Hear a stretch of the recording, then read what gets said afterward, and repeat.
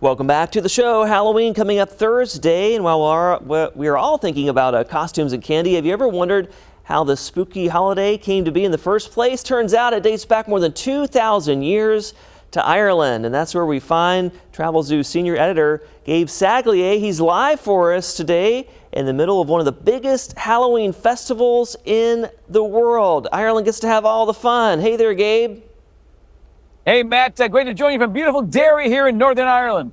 Yes, set the scene for us. You're at Derry Halloween, considered Europe's biggest Halloween festival, right? Yeah, listen to that. If you believe USA Today, they've named Derry Halloween the biggest and the best Halloween festival in all of Europe. Now, it dates back to 1986, and over the years, it's grown to become this really quite a spectacle. It's become a pilgrimage of sorts, if you will, for folks who celebrate Halloween. They'll come and descend on this city. This is what happened last night. They called it the Awakening of the Walls, which brought the city to life. A lot of these really cool illuminations and activations against these historic buildings that line the city. Over the next couple of days, these crowds will get thicker and thicker every night, culminating with about 110,000 visitors from all over the world who will descend on Derry to celebrate Halloween. But don't take my word for it. You know who's been celebrating Halloween here for hundreds of years?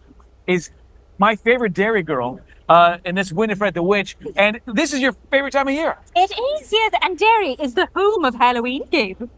And to see all of these crowds get thicker and thicker every night in these very spectacular costumes, it's like you fit right in. Absolutely. I love it. They have 3 nights of spooky spectacle with lots of fire and spirits and creepy goings on. It feels like a reunion. It does. So, Matt, that's Winifred the Witch. She's going to go haunt the streets of Derry. And, of course, I'll see you Halloween night. Happy Halloween!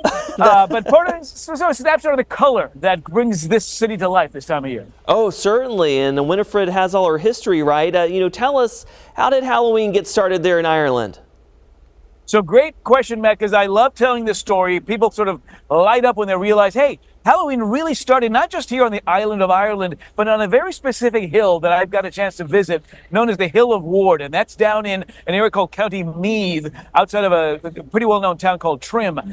This is where they've done archaeological digs and carbon dating of remains found here to determine that more than 2,000 years ago, they would have had these sacrificial pagan ceremonies known as Samhain back then, Halloween today. And why, Matt, on October 31st? Back then, this was the end of the calendar year. Harvest was done, winter was coming, and that night, October 31st, was believed to be the night when the veil between this world and the next was at its thinnest, meaning that the odds that spirits, ghosts could travel across and come spook you were at their highest. So people would wear, for example, costumes, masks to try to ward these spirits off.